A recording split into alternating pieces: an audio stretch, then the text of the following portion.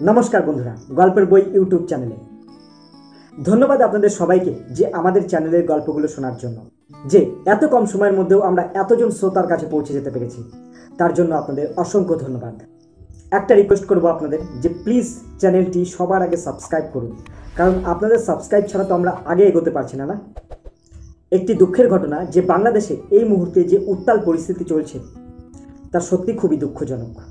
ঈশ্বরের কাছে প্রার্থনা করি যে যত দ্রুত সম্ভব দুই পক্ষের মধ্যে আলোচনার মাধ্যমে এই সমস্যার সমাধান হোক, যাতে করে প্রিয় বাংলাদেশে আর কোনো রক্তের দাগ না লাগে। এই কোটা মুভমেন্ট নিয়ে একটি ডিটেলস ভিডিও রয়েছে আমাদের অন্য একটি চ্যানেলে, যে ভিডিওর লিঙ্ক আর চ্যানেলের লিঙ্ক আমি ডেসক্রিপশন বক্সে দিয়ে দেবো, চাইলে সেখান থেকে আপনারা দেখে নিতে পারেন। এছাড়া এই ভিডিওর টাইটেলে ওই চ্যানেলের নাম দেওয়া থাকবে, সেখান থেকেও আপনারা সরাসরি ওই চ্যানেলে চলে যেতে পারবেন। ফিরে আসি আজকের গল্পে। আজকের গল্প রয়েছে আপনাদের জন্য ব্যোমকেশ ভার্সেস পুলিশ অফিসার। গল্প পাঠ ও অজিতের চরিত্রে কার্তিক, ব্যোমকেশের চরিত্রে নীল, সত্যবতীর চরিত্রে সৃষ্টি, অন্যান্য চরিত্রে রয়েছে রাহুল, পলাশ, অভিরাজ। এছাড়াও সাউন্ড ডিজাইন, ভিডিও এডিটিং আর অন্যান্য অ্যারেঞ্জমেন্টে রয়েছে আমি, সুমন। শুরু করছি আজকের গল্প, ব্যোমকেশ ভার্সেস পুলিশ অফিসার।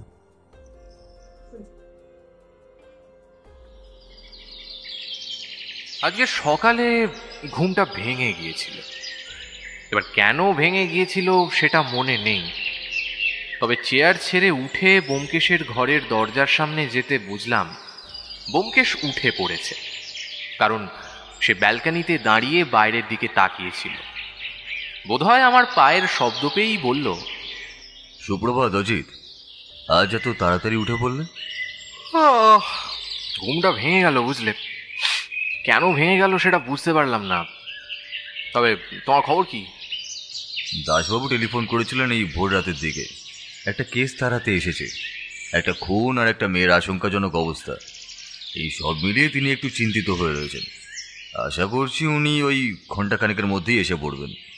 সে কি কথা, সকালে উঠে চোখ খুলতে না খুলতেই খুন? আজকের দিনটা তাহলে খুব একটা ভালো যাবে বলে তো মনে হচ্ছে না। সে আশা আমি নিজেও করছি না, বুঝলে ভাইয়া। ব্যোমকেশ চেয়ারে হেলান দিয়ে চুপ করে বেশ কিছুক্ষণ বসে রইল। তারপর দাসবাবুর দিকে তাকিয়ে বলল, আপনি কি নিশ্চিত যে সেই বাড়িতে আর কেউ ছিল না? নিশ্চিত বলতে আমি যতটা শুনেছি ততটাই আপনাকে বললাম ব্যোমকেশ বাবু। এবার যদি আমায় ওরা মিথ্যে কথা বলে থাকে তাহলে সেটা তো আর আমি জানি না। তবে এসব ক্ষেত্রে বাড়ির লোক অন্তত মিথ্যে বলবে বলে তো মনে হয় না। টেলিফোনে সব কথাই শুনলাম, তবে ঠিকভাবে বুঝতে পারলাম না ব্যাপারটা। এখন আপনি এই ব্যাপারটা আরেকবার আমাকে খোলসা করে বলুন তো দাসবাবু। আমি আর ব্যোমকেশের ঘরে বসে রয়েছি। আমাদের সামনের চেয়ারে দাসবাবু বসে রয়েছেন। আজ সকালে তিনি টেলিফোন করে একটা কেসের ব্যাপারে ব্যোমকেশকে বলেছিলেন, আর তারপর নিজে এখানে এসে উপস্থিত হয়েছেন। দাসবাবুর মতে কেসটা বড় অদ্ভুত, তাই এ ব্যাপারে ব্যোমকেশ সাহায্য না করলে তিনি একা কিচ্ছু করতে পারবেন না। ব্যোমকেশের কথায় দাসবাবু বলতে শুরু করলেন, ভদ্রলোকের নাম অজয় রায়। ভদ্রলোক একসময় পুলিশের কাজ করেছেন। বেশ কয়েক বছর হলো পুলিশের কাজ থেকে রিটায়ার করে নিজের বাড়িতেই থাকেন। ভদ্রলোকের বাড়িতে তার পরিবার বলতে তার স্ত্রী আর তার একমাত্র মেয়ে। ভদ্রলোকের স্ত্রীর নাম শোভাবতী রায় আর তার মেয়ের নাম তনয়া রায়। কাল রাতে অর্থাৎ খুন যখন হয়েছে সে সময় ভদ্রলোক বাড়িতে ছিলেন না। তিনি একটা নিমন্ত্রণ রক্ষা করতে তার এক বন্ধুর বাড়িতে গিয়েছিলেন শহরের বাইরে। আজ সকালে ব্যাপারটা আমরা জানতে পারি তার বাড়ির একটা কাজের লোকের কাছ থেকে। সে প্রতিদিনের মতো সকালে এসে দরজায় ধাক্কা দেয়, কিন্তু ভেতর থেকে কেউ দরজা খুলে না দেখে তার সন্দেহ হয়। প্রতিদিন এ সময় সে এসে দেখে দরজা খোলা রয়েছে, তাই এমনটা হওয়ার কথা নয়। সন্দেহ হতেই দরজা ধাক্কাধাক্কির পর সে আশেপাশের লোকেদের ব্যাপারটা জানায়। তারপর সকলে মিলে দরজা ধাক্কাধাক্কি করেও যখন ভেতর থেকে কোনো সাড়া শব্দ পায় না, তখন তারা দরজাটা ভেঙে ফেলে। দরজা যদি বাইরে থেকে বন্ধ থাকতো তাহলে হয়তো তারা ব্যাপারটা নিয়ে কোনো একটা সন্দেহ প্রকাশ করতে পারত না, কিন্তু দরজাটা বন্ধ ছিল ভেতর থেকে। তাই তারা বুঝতে পারে ভেতরে নিশ্চয়ই কিছু একটা ঘটেছে। দরজা ভাঙার পর দেখা যায় উপরের শোয়ার ঘরে মহিলার মৃতদেহ পড়ে রয়েছে, তবে মেয়েটিকে পাওয়া যায় ঘরে ঘুমন্ত অবস্থায়। সবচেয়ে আশ্চর্যের বিষয় হলো মেয়েটির শরীরে কিন্তু ঘুমের ওষুধ পাওয়া গিয়েছে, তবে তার মৃত্যু না হলেও তার অবস্থা আশঙ্কাজনক। তাকে হাসপাতালে ভর্তি করা হয়েছে, এখনো তার জ্ঞান ফেরেনি। ভদ্রলোক খবর পেয়ে বাড়িতে ফিরে আসেন, তারপর সমস্ত কিছু দেখে তিনি অনেকটাই ভেঙে পড়েছেন। এখন এমন অবস্থায় আমি ঠিক কি করব সেটা বুঝতে পারছিলাম না। ভদ্রলোক যেহেতু পুলিশে ছিলেন, তাই পুলিশের লোকেদের সাথে তার অনেক চেনাজানা রয়েছে, তাই কেসটা নিয়ে আমাদের উপরে একটু চাপ রয়েছে ব্যোমকেশ বাবু। তাড়াতাড়ি খুনে তদন্ত করতে না পারলে বড্ড বিপদে পড়তে হবে যে। ব্যোমকেশ এতক্ষণ সবকিছুই চুপ করে শুনছিল, এবার বলল, আচ্ছা, খুনের ধরন? গলা টিপে খুন করা হয়েছে, তবে গলায় যে হাতের ছাপ পাওয়া গেছে তা থেকে খুনির হাতের ছাপ পাওয়া অসম্ভব, কারণ খুনি হয়তো হাতে গ্লাভস কিংবা এমন কিছু জড়িয়ে কাজটা করেছে যাতে তার হাতের ছাপ না আসে। কোনো কিছু কি চুরি হয়েছে? সেটাই তো ব্যোমকেশ বাবু, ঘর থেকে কোনো কিছুই চুরি যায়নি। এমনকি অজয় বাবু নিজেও ঘর পরীক্ষা করে দেখেছেন, কোনো ঘর থেকেই কোনো কিছু চুরি গেছে বলে তার মনে হয়নি। এখন যদি অন্য কিছু চুরি গিয়ে থাকে সে ব্যাপারটা জানতে একটু সময় লাগবে। মেয়েটি খুন হয়নি, অথচ তার শরীরে ঘুমের ওষুধ পাওয়া গেছে, আর মেয়েটির মা খুন হয়েছে, আর ঠিক সেই সময়ে অজয়বাবু ছিলেন বাড়ির বাইরে। তাহলে ঘরের দরজাটা ভেতর থেকে বন্ধ করলো কে? আচ্ছা, এই দরজায় কি লক লাগানো ছিল? হ্যাঁ ব্যোমকেশ বাবু, ভাঙা দরজা পরীক্ষা করতে গিয়ে আমরা দেখতে পেয়েছি দরজায় এল লক লাগানো ছিল। বাইরে থেকে কেউ দরজা বন্ধ করে দিলেও সেটা ভেতর থেকে বন্ধ হয়ে যাবে, তখন ভেতর থেকে না খুললে বাইরে থেকে দরজা খোলা কিন্তু সম্ভব নয়। এটাই আন্দাজ করেছিলাম। তবে মেয়েটাকে কি কোনোভাবে সন্দেহ করা যায়? সন্দেহ করা যেত ব্যোমকেশ বাবু, তবে পোস্টমর্টম রিপোর্টে জানিয়েছে মহিলার খুনের প্রায় 6 ঘন্টা আগে মেয়েটির শরীরে ঘুমের ওষুধ প্রবেশ করেছে, অর্থাৎ খুনের সময় মেয়েটি ঘুমের মধ্যে থাকার কথা। ঘুমন্ত অবস্থায় তিনি এভাবে খুন করতে পারবে না। এতক্ষণ পরে আমি প্রথম কথা বললাম, কিন্তু যদি সেটাই হয় তাহলে তো কেউ পরিকল্পিতভাবে মেয়েটাকে ঘুমের ওষুধ দিয়েছিল। তবে বাড়ির বাইরের কেউ তো এই কাজ করতে পারবে না। বাড়ির চাকরের কি বক্তব্য? চাকরটি বাড়ির অন্য কাজকর্ম করলেও রান্না বান্নাটা বাড়ির ওই ভদ্রমহিলাই করতেন। চাকরটি সন্ধ্যের আগেই বাড়ি থেকে চলে যেত, আবার পরদিন সকালে আসতো। তার কাজ ছিল সকালে একবার আর বিকেলে একবার, ঘন্টা 2 মতো প্রায় সে ওই বাড়িতে থাকতো। ব্যোমকেশ কিছুই বলল না, বেশ কিছুক্ষণ চুপ করে ইজি চেয়ারে হেলান দিয়ে সিলিংয়ের দিকে তাকিয়ে রইল। তারপর বলল, অজয়বাবু কি কিছু বলেছেন এই বিষয় নিয়ে? মানে কাউকে সন্দেহ করার বিষয়? কাউকে সন্দেহ করার মতো কথা তিনি বলতে পারছেন না, এমনকি কেউ এই কাজ করতে পারে বলেও তার মনে হয় না। হ্যাঁ, যদি কারোর কোনো শত্রুতা থাকে তাহলে সেটা অজয়বাবুর সাথে থাকবে, তার মেয়ে এবং স্ত্রীর সাথে তো হবে না। কিন্তু ঘুমের ওষুধটাই বা দিল কে? পোস্টমর্টমের রিপোর্টটা একবার আমাকে দেখাবেন। আর মেয়েটির অবস্থা এখন কেমন? খুব একটা ভালো নয়, এত বেশি পরিমাণে ঘুমের ওষুধ দেওয়া হয়েছে যে বাঁচার সম্ভাবনা খুবই কম, তবে ডাক্তাররা তাদের চেষ্টা চালিয়ে যাচ্ছে। ব্যোমকেশ যেন মনে মনে কি ভাবতে লাগলো। তাকে চিন্তিত দেখে দাসবাবু আবার বললেন, ব্যোমকেশ বাবু, এখন অজয় রায় তার স্ত্রীর এভাবে খুন হওয়ার ব্যাপারটার তদন্ত করাতে চাইছেন।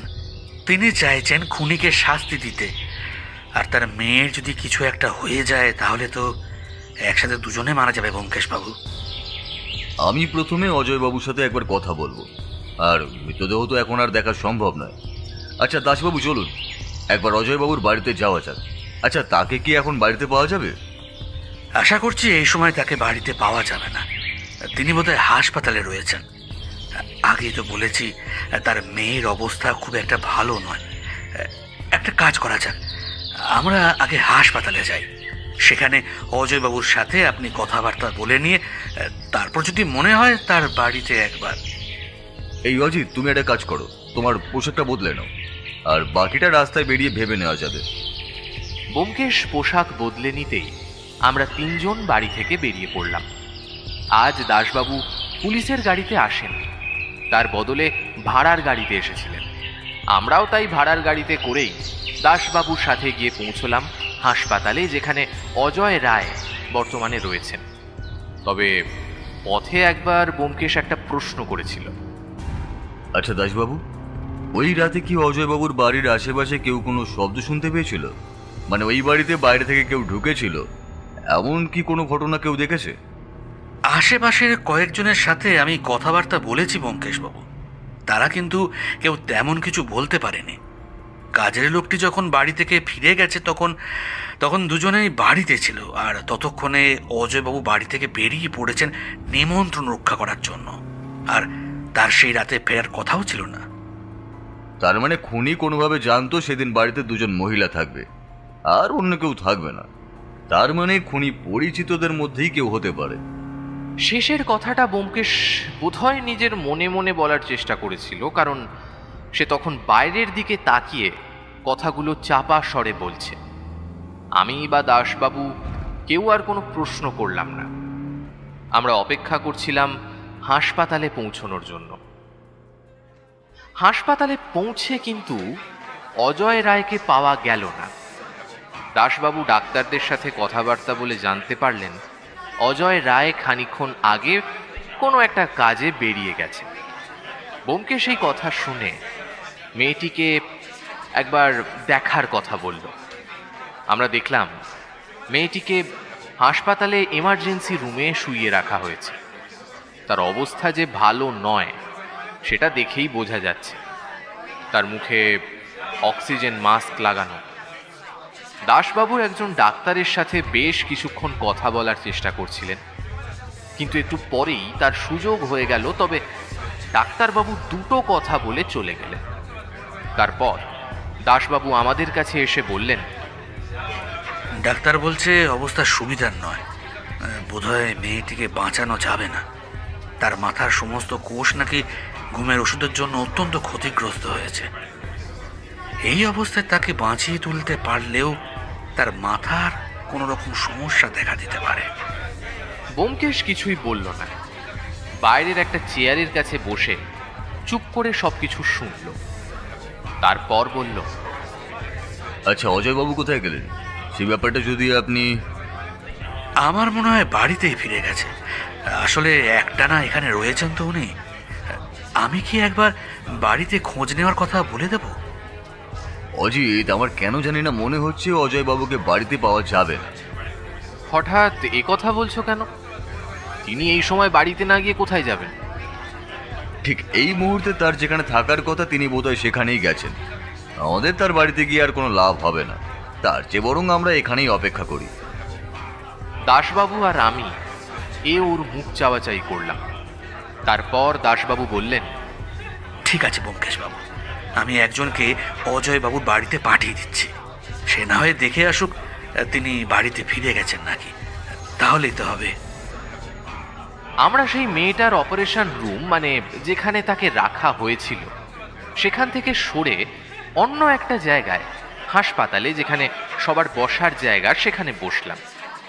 দাসবাবু একজন কনস্টেবলকে অজয়বাবুর বাড়িতে খোঁজ নিতে পাঠিয়ে দিলেন। আমরা দুজন চুপ করে বসে রয়েছি। বেশ কিছুক্ষণ সময় কেটে গেল। আমাদের চারপাশে এদিকে ওদিকে লোকজনদের চলাফেরা, লোকজন বসে থাকা, সবকিছুই আমি শান্তভাবে বসে দেখছিলাম। তবে আমি সামনে তাকিয়ে একটা টেবিলের কাছে বসে থাকা এক ভদ্রলোকের দিকে লক্ষ্য করলাম। তিনি বোধহয় রোগীর নাম ধাম লিখে তাকে ভর্তি করাবার কাজকর্মই দেখেন।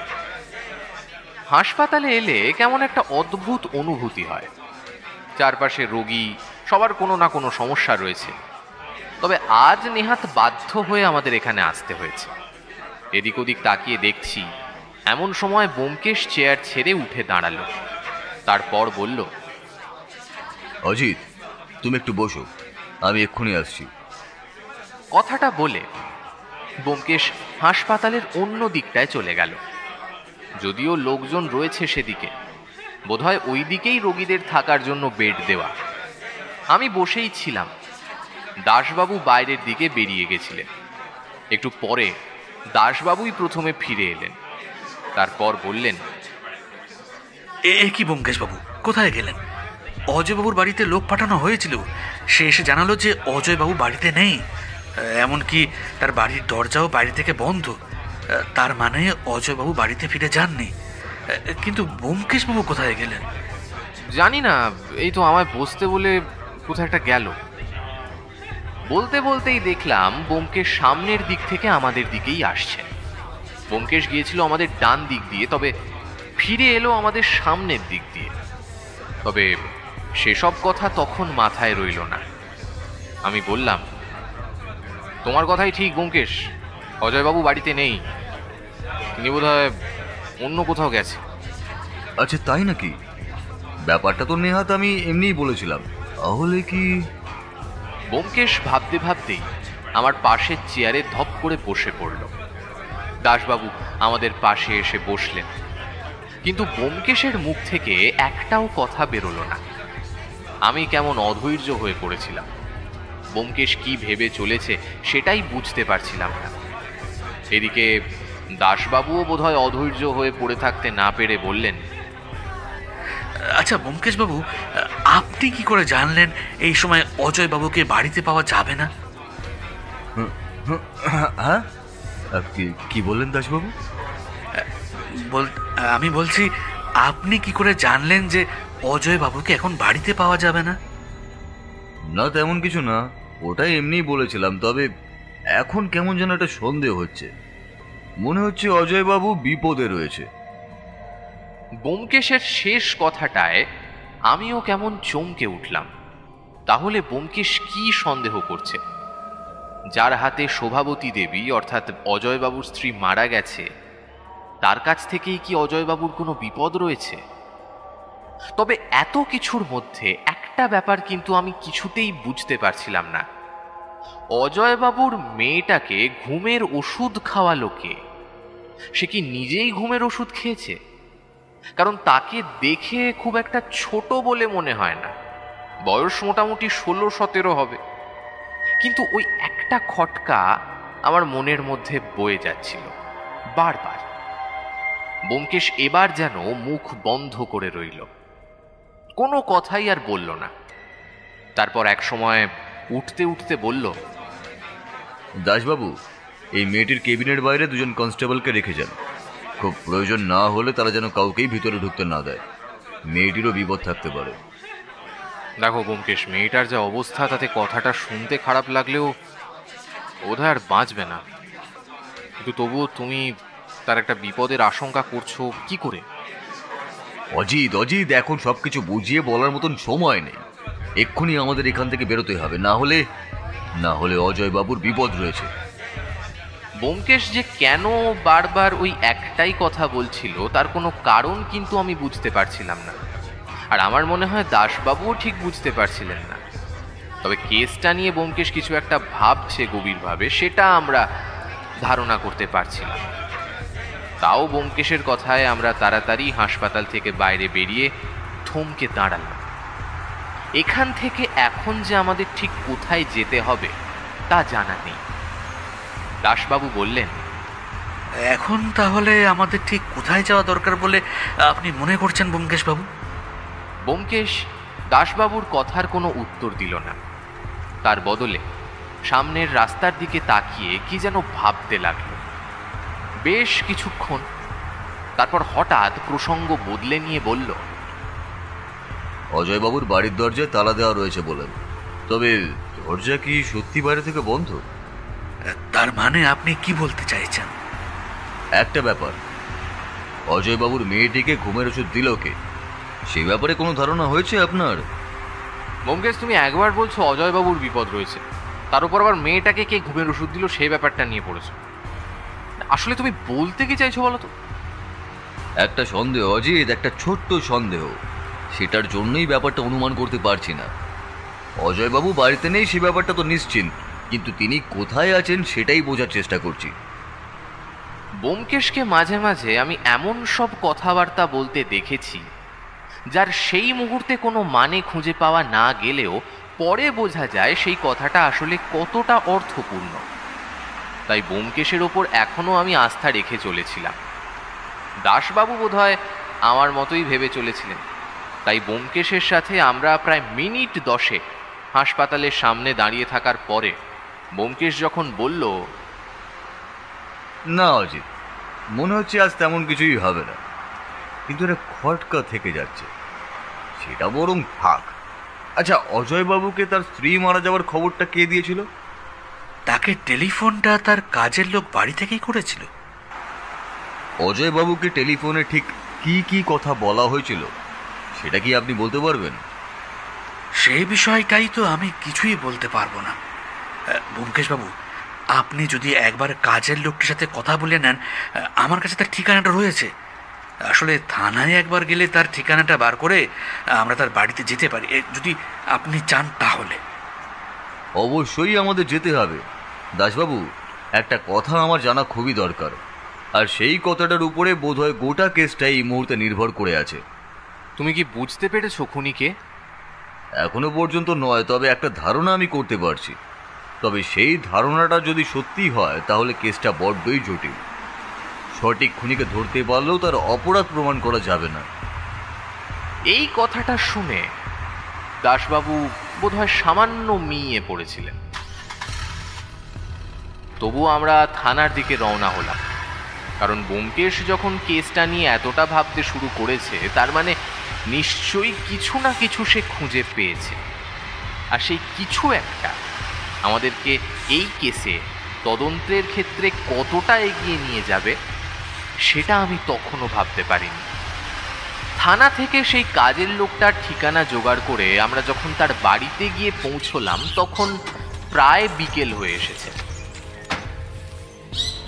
তার বাড়িতে গিয়ে দরজায় কড়া নাড়তেই দরজা খুলে বেরিয়ে এলেন এক মধ্যবয়স্ক ভদ্রলোক।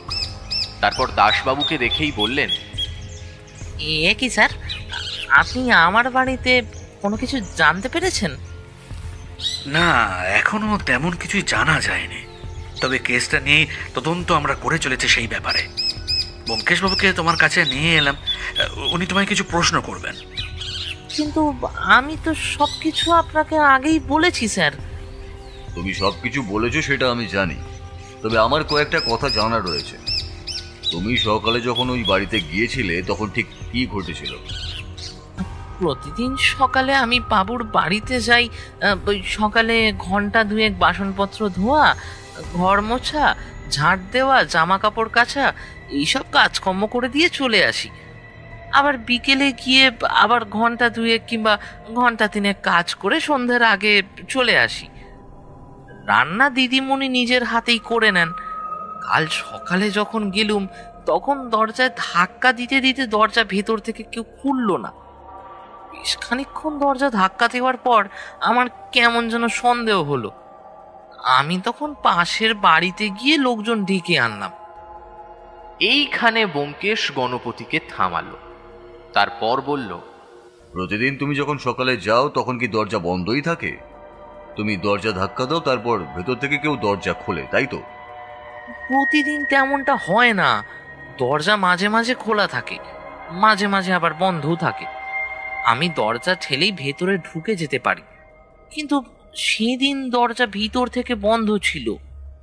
তুমি তো জানতে দরজা এর লক লাগানো আছে। সেই লক দরজার বাইরে থেকে বন্ধ করলে ভেতর থেকে বন্ধ হয়ে যায়, তখন ভেতর থেকে ছাড়া বাইরে থেকে আর খোলা যায় না। এই ব্যাপারটা তো তুমিও জানতে, তাহলে তোমার মনে হলো কেন দরজাটা ভেতর থেকেই বন্ধ করা হয়েছে? ব্যোমকেশের এই কথায় গণপতি সামান্য সময়ের জন্য একটু বোধহয় অস্বস্তি বোধ করল। তারপর বলল, সত্যি বলতে স্যার, এই মুহূর্তে আমার ব্যাপারটা মাথায় ছিল না। পরে যখন পাশের বাড়ি থেকে লোকজন ডেকে এনে দরজা ভাঙা হয় তারপর ব্যাপারটা আমার মাথায় এসেছিল। কিন্তু ভেতরে ঢুকে তুমি কি দেখলে? ভিতরে ঢুকেছিলাম আমি আর আশেপাশের 2-3 জন। আমরা ভেতরে ঢুকে এদিক ওদিক দেখি, প্রথমে ডাকি দিদিমণিকে, আর তারপর ছোট দিদিমণিকে ডাকতে থাকি। তারপর কমলেশ বাবু হঠাৎ করে ওপরের দিকে যাওয়ার কথা বলে। আমরা ওপরে যেতে যেতে দেখতে পাই উপরের ঘরের দরজা খোলা, আর ঘরে ঢুকে দেখতে পাই বিছানার ওপর বড় দিদিমণি মরে পড়ে আছেন। এক মিনিট, এই কমলেশ বাবুটিকে? ওই ওই পাশের বাড়িতেই থাকে। তোমার বাবুর মেয়েটিকে কখন দেখলে তুমি? বড় দিদিমণির ওই অবস্থা দেখে তো আমি তাড়াতাড়ি ছোট দিদিমণির ঘরে যাই। তখন দেখি তিনিও বিছানায় কেমন যেন মরার মতোই পড়ে আছেন। কাছে গিয়ে দেখি শরীরে কোনো সার নেই, কিন্তু একটু পরেই কমলেশ বাবু এসে বলেন যে মনে হয় এখনো বেঁচে আছে, একদম অল্প আস্তে আস্তে নাড়ি চলছে। তখনই তাড়াহুড়ো করে পুলিশকে জানানো হয় এবং একসাথে অ্যাম্বুলেন্সে খবর দেওয়া হয় ব্যোমকেশ বাবু। তোমার বাবুকে তুমি টেলিফোনটা কখন করেছিলে? পুলিশকে টেলিফোন করার আগে না তারপরে? পুলিশকে টেলিফোন করার আগেই বাবুকে টেলিফোন করেছিলাম, কারণ আমি জানতুম বাবু আগের দিন কোনো এক বন্ধুর বাড়িতে গিয়েছে। আজ সকালেই ফিরে আসার কথা, কিন্তু এখনো এসে পৌঁছয়নি, তাই বাবুকে টেলিফোনটা করি। বাবু সবকিছু শুনে পুলিশকে খবর দিতে বলে এবং তিনিও এসে পড়বেন জানায়। তারপরেই তো পুলিশ অফিসার দাসবাবু এসে পড়েছিল। ব্যোমকেশ হঠাৎ করে দাসবাবুর দিকে ফিরে একটা অদ্ভুত প্রশ্ন করল। আচ্ছা দাসবাবু, অজয়বাবু যখন বাড়িতে ফিরেছিলেন তখন তাকে দেখে কি মনে হয়েছিল? তিনি কি অনেক দূর থেকে আসছেন? ভদ্রলোককে দেখে বেশ বিধ্বস্ত বলে মনে হচ্ছিল। চোখের দুটো পাতা যেন অনেক কষ্ট করে খোলা রাখছেন। বোধহয় খুব ক্লান্ত হয়ে পড়েছিলেন, তবে দূর থেকে আসছেন বলেই মনে হয়েছে। তার রাত্রে ভালো ঘুম হয়নি এমন একটা কথাও বলছিলেন। কিন্তু কেন বলুন তো ব্যোমকেশবাবু? ব্যোমকেশ কোনো কথার উত্তর দিল না। গণপতির কাছ থেকে বাইরে বেরিয়ে এসে দাসবাবুর উদ্দেশ্যে বলল, দাসবাবু, আপনি হাসপাতালে মেয়েটির উপর ভালো করে নজর রাখার ব্যবস্থাটা করুন, আর প্রয়োজন হলে গণপতিকে একটু চোখে চোখে রাখবেন। আমি ততক্ষণে অন্য একটা কাজ করব। এখন আপনাকে আর আমার সাথে আসতে হবে না, আপনি থানায় ফিরে যান, আর যেগুলো আপনাকে বললাম সেগুলো করুন। আমিও আমার একটা কাজ সেরে নিই। ব্যোমকেশ আর আমি দাসবাবুকে বিদায় জানিয়ে বাড়িতে ফিরে এলাম। প্রায় গোটা দিন আমরা বাড়ির বাইরে ছিলাম, তাই বাড়িতে ঢুকতেই বৌঠান বলে উঠল, সময় হলো তাহলে এতক্ষণে তোমাদের বাড়ি ফিরে আসার? সত্য, তুমি ভাবতেও পারবে না এমন একটা কেস নিয়ে জড়িয়ে পড়েছি যে সত্যি আমি কিছুই বুঝতে পারছি না। সত্যি বুঝতে পারছি না সত্য। আমি খেয়াল করে দেখেছি যে আমরা মাঝে মাঝে বাইরে সময় কাটাই কিংবা কেসের কারণে যখন বাড়ি ফিরতে দেরি হয়, তাতে বৌঠান প্রথমে রাগ করলেও যখন বুঝতে পারে ব্যোমকেশ কোনো একটা কারণে গভীরভাবে চিন্তায় রয়েছে বা কোনো সমাধান খুঁজে পাচ্ছে না, তখন কিন্তু আর সেভাবে কিছু বলে না। আজও সেটাই হলো। বৌঠান ব্যোমকেশের দিকে একটু তাকিয়ে থেকে শান্ত গলায় বলল, সেই সকালে তো বেরিয়েছো, আর এখন ফেরার সময় হলো। যাও, আগে স্নান সেরে নাও, কিছু পেটে দাও, তারপর না হয় কেস নিয়ে মাথা ঘামাবে। সত্যি বলতে সারাদিনের দৌড়াদৌড়ি আর খোঁজ খবরের মধ্যে খিদের ব্যাপারটা মাথাতেও ছিল না। এখন বৌঠানের মুখে খাবারের কথা শুনে পেটের মধ্যে ইঁদুর দৌড় শুরু হলো। আমরা তাড়াতাড়ি কোনো রকমে স্নান সেরে নাকে মুখে কিছু গুঁজে নিলাম। তারপর ব্যোমকেশের ঘরে ব্যোমকেশের ইজি চেয়ারের পাশে বসলাম। মাথার ওপর পাখা ঘুরছে। এই সময়টা সন্ধ্যের দিকে, মাঝে মাঝে সামান্য গরম পড়ে। আমরা বেশ কিছুক্ষণ চুপ করে বসে রইলাম। ব্যোমকেশ কিছু একটা ভেবে চলল বেশ কিছুক্ষণ। তারপর নিজের টেবিলের ওপর থেকে ডায়েরিটা টেনে নিয়ে ডায়েরিতে লিখতে শুরু করলো, আর আমায় প্রশ্ন করলো, খুন হয়েছেন শোভাবতী রায়। তাছাড়া তার মেয়ে অনেকগুলো ঘুমের ওষুধ খাওয়া অবস্থায় হাসপাতালে মৃত্যুর সঙ্গে লড়াই করছে। এখানে প্রশ্ন হলো, শোভাবতী রায়কে কে খুন করেছে? আর সেই কি তার মেয়েকে ঘুমের ওষুধ দেওয়ার জন্য দায়, নাকি অন্য কেউ? অন্য কেউ হওয়াটাই স্বাভাবিক ব্যোমকেশ, কারণ সে যদি খুন করতে আসতো তাহলে দুজনকেই খুন করবে। একজনকে খুন করে একজনকে ঘুমের ওষুধ দেবে কেন? আর তাছাড়া ঘুমের ওষুধ তাকে খাইয়ে দেওয়াটাও তো সহজ কাজ নয়। খুনটা কখন হয়েছে? আর অজয় রায়ের বাড়ির পাশাপাশি বেশ কয়েকটা বাড়িও রয়েছে, তারাও কি কোনো শব্দ শুনতে পায়নি? এমনটা হতেই পারে, খুন হয়েছে অনেক রাত্রের দিকে, তাই সবাই ঘুমিয়ে পড়েছিল বলে কেউ কোনো শব্দই শুনতে পায়নি। অজয় রায় যেদিন বাড়ি থেকে বন্ধুর বাড়িতে নিমন্ত্রণ রক্ষা করতে গেলেন, সেদিনই খুনি তার বাড়িতে এলো। তাহলে কি সে আগে থেকেই জানতো সেদিন অজয় রায় বাড়িতে থাকবেন না? সেটা হতে পারে, আবার ব্যাপারটা অন্যরকমও হতে পারে। হয়তো কাকতালীয়ভাবে খুনি সেদিনই এসেছিল। অজয় রায় তার মেয়েকে মৃত্যুশয্যায় হাসপাতালে রেখে কোথায় চলে গেলেন? এমন কি তার কাজ পড়ল? এমনটা নয় তো অজয় রায়েরই কোনো বিপদ ঘটেছে? ব্যোমকেশের শেষ প্রশ্নের উত্তরটা আমি নিজেও দিতে পারলাম না। কেন জানি না বারবার ব্যোমকেশের ওই বিপদ কথাটা আমি মেনে নিতে পারছিলাম না। অজয় রায়ের কি বিপদ হতে পারে? তাহলে কি খুনি তার উপর আক্রমণ করতে পারে বলে ব্যোমকেশ ভাবছে?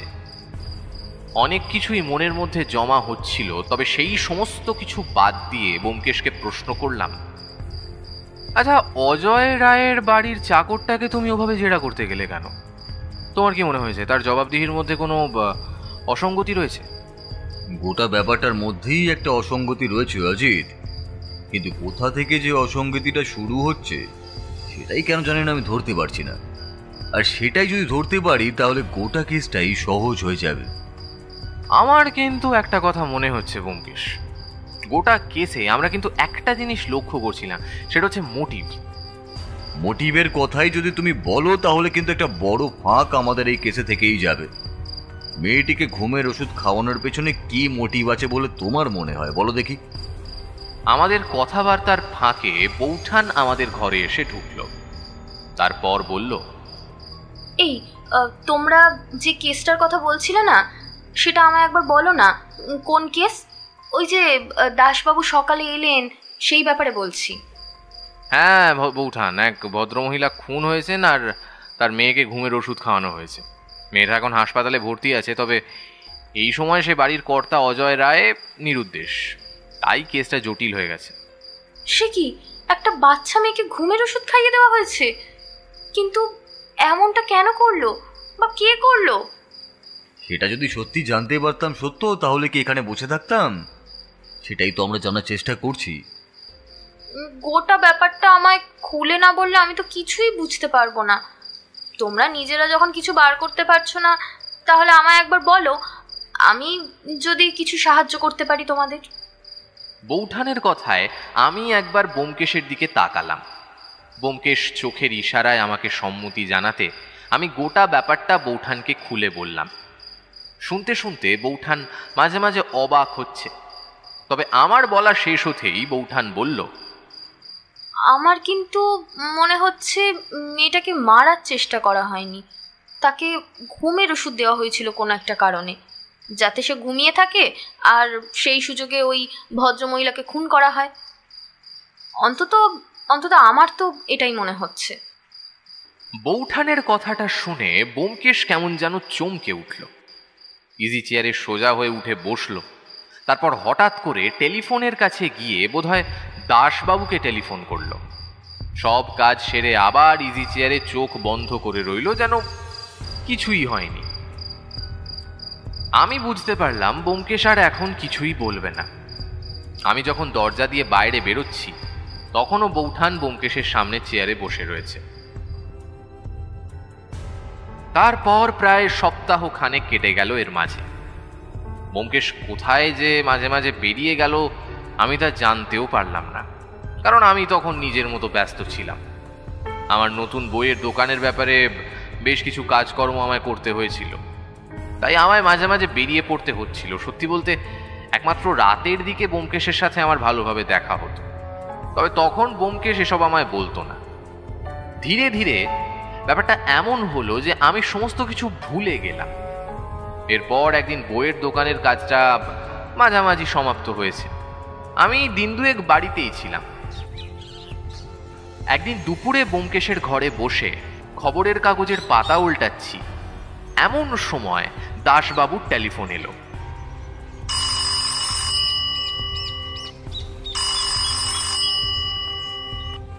ব্যোমকেশ টেলিফোনটা ধরল। দাসবাবুর সাথে বেশ কিছুক্ষণ কথাবার্তা বলে আমার পাশের চেয়ারে এসে বসলো। আমি বললাম, এই ব্যোমকেশ, এই সপ্তাহখানেক আগে যে একটা কেস নিয়েছিলে তোমার হাতে, সেই ভদ্রলোকের নামটা যেন কি ছিল? আরে হ্যাঁ, অজয় রয়। সেই কেসের কি হলো? ওই কেস তো কবে মিটে গেছে অজিত। তুমি ব্যস্ত ছিলে তাই তোমায় আর তেমন কিছু বলা হয়নি। অপরাধী ধরা পড়েছে, তবে দুঃখের বিষয় মেয়েটিকে আর বাঁচানো যায়নি। এই কথাটা শুনে আমার সত্যি খারাপ লাগলো। সেদিন হাসপাতালে মেয়েটাকে দেখে মনে হয়েছিল তাকে বাঁচানো যাবে না। ডাক্তারও বলেছিল তার অবস্থা ভালো নয়। আসলে এতটা বেশি পরিমাণ ঘুমের ওষুধ তার শরীরে গিয়েছিল যে সেখান থেকে তাকে ফিরিয়ে আনা সম্ভব হলেও সে হয়তো ভালোভাবে বাঁচতে পারত না। মাঝে মাঝে সত্যিটা বড্ড কঠিন বলে মনে হলেও সেটা সত্যি। ব্যাপারটার বিফলতা কাটিয়ে বলে উঠলাম, ব্যাপারটা কি হলো সেটাই তো আমি জানতে পারলাম না। অপরাধীটা কে, আর তাকে ধরলেই বা কি করে? আমার কথায় ব্যোমকেশের মুখে একটা রহস্যময় হাসি দেখা দিল। তারপর ব্যোমকেশ চেয়ার টেনে নিয়ে আমার একদম পাশে এসে বসতে বসতে বলল, সত্যি বলতে কি অজিত, আমি প্রথমেও নিজেও কেমন যেন সঠিক রাস্তা থেকে সরে গিয়েছিলাম। অপরাধীর মাথায় সত্যি অনেক বুদ্ধি ছিল। সে আমাকে পর্যন্ত আরেকটু হলে ঘোল খাইয়ে দিচ্ছিল, কিন্তু শেষ পর্যন্ত আর সেটা সম্ভব হয়নি। আরে আসল কথাটা বলো, অপরাধী কে? অপরাধীর নাম না হয় সবার শেষেই বলবো, তার আগে খুনটা কিভাবে হয়েছে আর ঘুমের ওষুধটা ওই মেয়েটাকে কিভাবে দেওয়া হয়েছে সেটা বলি। অপরাধী সেদিন রাতে জানতো যে সেদিন ভদ্রমহিলা আর তার মেয়ে বাড়িতে একাই থাকবে, তাই সেই সুযোগে অনেক রাতে ডুপ্লিকেট চাবি দিয়ে ঘরের দরজা খুলে সে ঢুকেছিল। যতদূর মনে হয়েছে ডুপ্লিকেট চাবি ব্যবহার করার কোনো প্রয়োজনীয়তাই তার ছিল না, কারণ তাকে বাড়িতে ঢুকতে দেখে অবাক হওয়ার মতো কেউই ছিল না। ঘরে ঢুকে প্রথমেই সে মেয়ের ঘরে যায়। যে ঘুমের ওষুধ তাকে দেওয়া হয়েছিল সেটা বোধহয় এমন একটা খাবারে মিশিয়ে দেওয়া হয়েছিল যেটা একমাত্র মেয়েটিই খেয়েছিল। আর সেই ঘুমের ওষুধের সময় মতো ততক্ষণে তার ঘুমিয়ে পড়ার কথা। সেই ব্যাপারটা ভদ্রমহিলা খেয়াল করতে না পারলেও খুনি খেয়াল করেছিল, কারণ সেই ঘুমের ওষুধটা তার খাবারে মিশিয়েছিল সে। মেয়েটি যখন ঘুমে অচৈতন্য তখনই ভদ্রমহিলার ঘরে গিয়ে তার সাথে বোধহয় কোনো একটা বিষয় নিয়ে বাতানুবাদ করেছিল অপরাধী। তারপর রাগের মাথায় সুযোগ বুঝে গলা টিপে তাকে খুন করে বিছানার উপর শুইয়ে দেয়। তোমার বোধহয় মনে আছে, কাজের লোকটাই বলেছিল ঘরের দরজা খোলা ছিল। খুনি খুন করেছিল ঠান্ডা মাথায়, কারণ তার হাতের ছাপ গলায় পাওয়া যায়নি। তার হাতে যতদূর সম্ভব গ্লাভস ছিল। খুনটা করার পরে সে আরো একবার দেখে নেয় যে মেয়েটি ভালোভাবে ঘুমিয়ে আছে কিনা, আর সেটা দেখার সময় বোধহয় তার কোনো একটা জিনিস মেয়েটির ঘরের মধ্যে পড়ে গিয়েছিল। সেটা কখন পড়ে গিয়েছিল তার খেয়াল না থাকলেও পরে বোধহয় তার খেয়াল হয়েছিল, কিন্তু তখন সে বাড়ির বাইরে চলে যায়। আর ঘরের দরজা যেহেতু এল লক লাগানো রয়েছে, তাই বাইরে থেকে বন্ধ করে দিলে সেই দরজা ভেতর থেকে বন্ধ হয়ে যায়। তখন আর বন্ধ দরজা ভেতর থেকে ছাড়া বাইরে থেকে খোলা যায় না। এবার সেই জিনিসটা যদি ঘরের মধ্যে মেয়েটির ঘর থেকে পাওয়া যায় তাহলে তার সমস্যা হতে পারে, কারণ সেটা এমন একটা জিনিস সেটা থেকে খুনিকে চিহ্নিত করা যাবে। এটুকুই বলে রাখি, সেটা একটা কাগজ ছাড়া আর কিছুই নয়। এরপর খুনি ভাবতে থাকে কিভাবে সেই জিনিসটা ঘর থেকে বাইরে বের করা যায়, আর ভাবতে ভাবতে তার মাথায় আরো একটা পরিকল্পনা আসে। তখন সে সেটাই কাজে লাগায়। পরদিন সকালে যখন কাজের লোকটি এসে সমস্ত কিছু দেখে দরজা ভাঙার পর আশেপাশের বাড়ির সবাইকে ডেকে আনে, তখন খুনি তাদের মধ্যে মিশে যায়। না অজিত, একটু ভুল বললাম।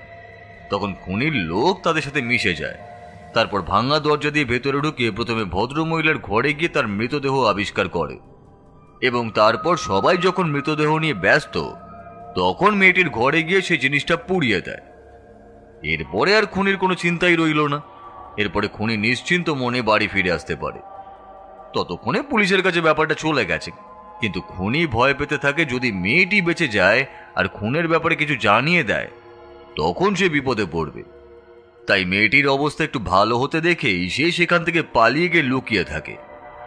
এবার সমস্যা হলো, মেয়েটির উন্নতি হওয়ার বদলে আরো যখন অবনতি হতে থাকে তখন খুনির লোক মারফত খবরটা সে পেয়ে সেখানে চলে আসে। এদিকে খুনি নিজেও জানতো না যে মেয়েটি মারা যাওয়ার আগে তার জ্ঞান একবার ফিরেছিল, আর সে সময় সে পুলিশের কাছে এমন একটা তথ্য দিয়ে গেছে যেটা দিয়ে তাকে সন্দেহ করা যেতে পারে। উনি ভালো মনে ফিরে আসে হাসপাতালে এবং মেয়ের মৃতদেহ নিয়ে গিয়ে সৎকারের ব্যবস্থা করে। এদিকে পুলিশ মেয়েটির দিয়ে যাওয়া সেই তথ্যের ভিত্তিতে আবার তদন্ত শুরু করে এবং সেটা আমিও জানতে পারি। সেদিন অজয় রায়ের হঠাৎ করে অন্তর্ধান হওয়াতে আমিও ভেবেছিলাম তার বোধহয় কোনো বিপদ রয়েছে, কিন্তু পরে বুঝতে পারি আসলে তিনিই ছিলেন এই সমস্ত কিছুর মূলে। এবার সত্যি বলতে সেই মেয়েটির দিয়ে যাওয়া তথ্য এটুকুই ছিল যে তার মনে হয়েছিল সেদিন বিকেল থেকে তার মায়ের সাথে বাবার প্রচণ্ড ঝগড়াঝাটি হয়েছে এবং সেই ঝগড়াঝাটির পরেই বাবা বাড়ি থেকে বেরিয়ে যায় কোনো এক বন্ধুর বাড়িতে নিমন্ত্রণ রক্ষা করার উদ্দেশ্যে। তুমি বুঝতেই পারছো অজিত, এইটুকু তথ্য দিয়ে কখনোই কাউকে গ্রেফতার করা যায় না। যে কোনো বাড়িতেই ঝগড়া ঝামেলা হতেই পারে। তাছাড়া তিনি রাতের বেলা বন্ধুর বাড়িতেই ছিলেন। তখনই আমার সন্দেহ হয় সেই কমলেশ বাবুকে, যেই ভদ্রলোক আগে আগে দরজা ভেঙে ঢোকার পরেই ভদ্র মহিলার ঘরে গিয়ে চিৎকার করে উঠেছিলেন। তবে সমস্যাটা হলো, কাজের লোক তো জানিয়েছেন কমলেশ বাবু ঘরের বাইরে থেকে বিছানার উপর শুয়ে থাকা শোভাবতী রায়কে দেখে চিৎকার করে উঠেছিলেন, কিন্তু এত দূর থেকে তিনি কি করে বুঝলেন যে তিনি মারা গেছেন? আসলে সবার নজরটা সেদিকে ঘুরিয়ে দেওয়ার জন্যই তিনি চিৎকারটা করেছিলেন। আর সেই ফাঁকে মেয়েটির ঘরে ঢুকে মেজের কাছ থেকে তুলে নিয়েছিলেন একটা ট্রেনের টিকিট। হয়তো তোমার মনে আছে অজিত, সেদিন গণপতি বলেছিল সে প্রথমে টেলিফোন করেছিল তার বাবুকে, তারপর পুলিশকে। তবে অজয় বাবুর সেই বন্ধুর বাড়ি কিন্তু এখান থেকে 2টো স্টেশন পড়ে, তাই পুলিশ আসার একটু পরেই তার এসে পড়ার কোনো সম্ভাবনাই নেই, কারণ সেই সময় কোনো ট্রেনই ছিল না। যদিও থাকে, সেই ট্রেনে করে এসে বাড়ি পর্যন্ত আসতে তার আরো বেশি সময় লাগার কথা। আসলে তিনি সেদিন রাত্রে বন্ধুর বাড়িতে গেলেও বন্ধুর বাড়ি থেকে রাত্রের আগেই চলে আসেন। কিছুটা রাত বাইরে কাটিয়ে অনেক রাতের দিকে বাড়িতে এসে প্রথমে তার স্ত্রীর খুনটা করেন। আগে থেকেই তিনি মেয়ের খাবারে ঘুমের ওষুধ দিয়ে রেখেছিলেন, তবে সেটা যে একটু বেশি হয়ে যাবে সেটা বুঝতে পারেননি। তারপর দরজা বন্ধ করে বাইরে বেরিয়ে বন্ধুর বাড়ি যাওয়ার জন্য ভাবতেই হঠাৎ তার মনে পড়ে যায় ট্রেনের টিকিটটা তিনি ঘরের কোথাও ফেলে এসেছেন। হয়তো তিনি বুঝতে পেরেছিলেন সেটা তিনি ফেলেছেন মেয়ের ঘরেই, কারণ যেই ঘরে তিনি খুন করেছেন সেই ঘরটা তিনি ভালো করে পরীক্ষা করেছেন। আর ঠিক তখনই তিনি কমলেশ বাবুর কথা ভাবেন। সেদিন রাতে কমলেশ বাবুকে গিয়ে সবটাই জানান। কমলেশ বাবু অজয় বাবুর বেশ ভালো বন্ধু, তাই তিনি বন্ধুকে বাঁচানোর জন্য এই কাজটা করেছিলেন। এখন ব্যাপারটা হলো, সেদিন হাসপাতাল থেকে ফিরে অজয়বাবু কোথাও আর যাননি, কমলেশ বাবুর বাড়িতে লুকিয়েছিলেন, যাতে তার বাড়িতে পুলিশ এলে কিংবা অন্য কিছু হলে তিনি ভালোভাবেই সেটা জানতে পারেন। ব্যোমকেশ একটানা কথাগুলো বলে চুপ করতেই আমি বললাম, তুমি অজয়বাবুকে সন্দেহ করলে কখন? সেদিন হাসপাতাল থেকে অজয়বাবুর হঠাৎ করে চলে যাওয়াটাই আমায় সন্দেহে ফেলেছিল। অজিত, যে মানুষটার মেয়ে মৃত্যুর সাথে লড়াই করছে, তিনি তাকে ছেড়ে হঠাৎ করে কোথায় চলে যাবেন? হ্যাঁ, আর তাছাড়া অজয়বাবুর বন্ধুর বাড়ি থেকে অত তাড়াতাড়ি ফিরে আসার ব্যাপারটা আমার মনে খটকা জাগিয়েছিল। তাই আমি পরে ব্যাপারটা খোঁজ নিয়ে দেখি তার বন্ধুর বাড়ির বেশ খানিকটা দূর থেকে, আর সেখানে তিনি গেলেও সন্ধ্যের দিকে সেখান থেকে তিনি বেরিয়ে এসেছিলেন। আচ্ছা, ভদ্রলোককে গ্রেপ্তার করলে কোত্থেকে? কমলেশ বাবুর বাড়ি সার্চ করি তাকে পাওয়া যায়, তার সাথে কমলেশ বাবুকেও গ্রেফতার করা হয়। তবে এই সমস্ত কিছুর জন্য আমার আরো খানিকটা সময় লেগেছিল। তার কারণ হলো এই খুনের পেছনে মোটিভ খোঁজার জন্য। আসলে যে মেয়েটির ঘুমের ওষুধের জন্য মৃত্যু হয়েছে, সে মেয়েটি শোভাবতী রায়ের মেয়ে হলেও অজয় রায়ের মেয়ে কিন্তু নয়। ব্যাপারটা অজয়বাবু বোধহয় এত বছর জানতে পারেননি। সম্প্রতি কোনো কারণে তিনি ব্যাপারটা জানতে পেরেছেন।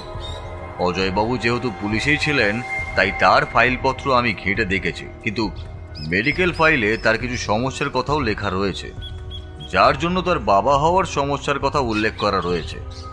বোধহয় সে ব্যাপারে পরবর্তীতে তিনি কোনো মেডিকেল চিকিৎসা নিয়েছেন। তবে ওই মেয়েটি যে তার নিজের সন্তান নয়, সেটা জানতে তিনি বড্ড দেরি করে ফেলেছিলেন।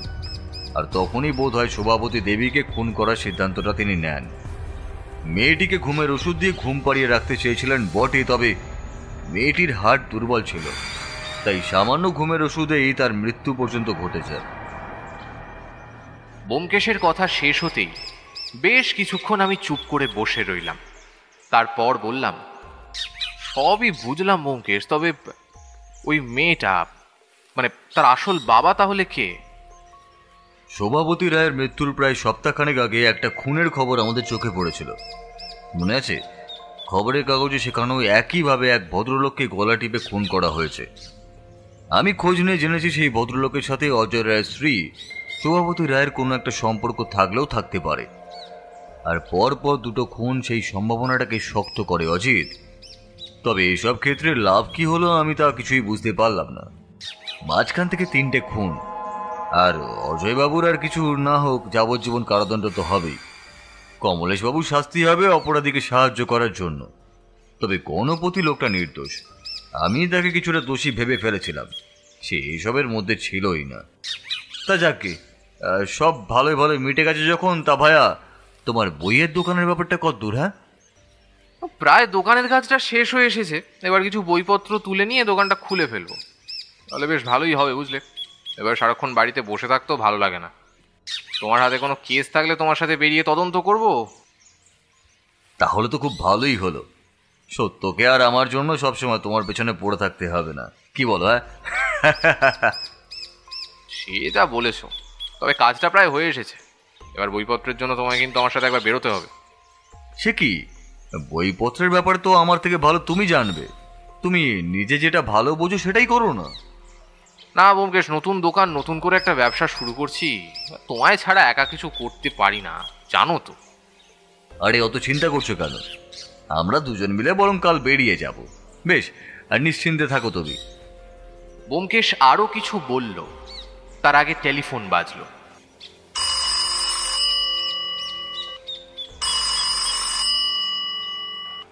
ব্যোমকেশ উঠে গিয়ে কথা বলে এসে চেয়ারের সামনে দাঁড়িয়ে বলল, তৈরি হয়ে নাও অজিত, আমাদের এক্ষুনি বেরোতে হবে।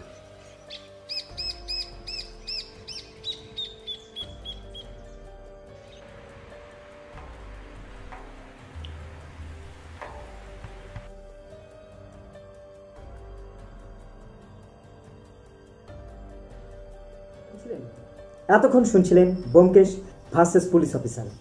কেমন লাগলো আজকের গল্প সেটা আমাদের কমেন্ট করে জানান। ভালো লাগলেও জানান, না লাগলেও জানান, কারণ আপনাদের সাজেশন আমাদের জন্য খুবই ইম্পর্টেন্ট। দেখা হবে আবার পরের কোনো গল্পে বা পরের কোনো ভিডিওতে। ততক্ষণ ঈশ্বরের কাছে প্রার্থনা করি আপনি সুস্থ থাকুন, আপনি ভালো থাকুন। আর হ্যাঁ, সাবস্ক্রাইব করতে ভুলবেন না গল্পের বই ইউটিউব চ্যানেলকে। ধন্যবাদ।